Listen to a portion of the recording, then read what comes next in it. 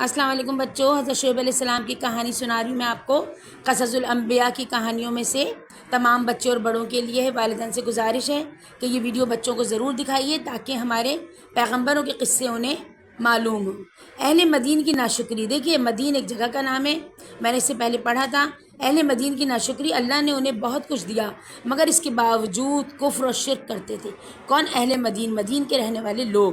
میں آپ کو چھوٹے چھوٹے الفاظوں کی تشریح بھی ساتھ ساتھ کر دوں گی تاکہ آپ کو اچھی طرح الفاظ سمجھ میں آ جائیں۔ اور ان بتوں کی پوجا کرتے تھے جو کسی کے کام نہیں آ سکتے، اور یہ لوگ ایک خاص برائی بھی کرتے تھے، وہ تھی ملاوٹ کرنا۔ خاص طور سے شعیب علیہ السلام کی قوم کا کیا حال تھا؟ ملاوٹ کرتے تھے، اور وہ کم تولنا کے دوسروں کو دیتے وقت وہ کم تولا کرتے تھے اور اپنا حق لیتے وقت پورا پورا وصول کرتے تھے۔ اللہ تعالیٰ اس گناہ سے ہم سب کو بچائے۔ کم تول کے دینا اور پیسے پورے لینا یہ مدین کے رہنے والوں کا پیشہ تھا، اور حضرت شعیب علیہ السلام کی قوم یہ کیا کرتی تھی۔ اللہ نے قرآن کریم میں ایسا کرنے والوں کو اس بات کی دھمکی دی ہے کہ یہ لوگ دنیا میں بھی ہلاک ہوں گے اور انہیں آخرت میں بھی عذاب ہوگا۔ دیکھیے اللہ کی دھمکی دینا، اللہ جو کہتا ہے وہ کر دکھاتا ہے، وہ بے شک خالق مطلق ہے۔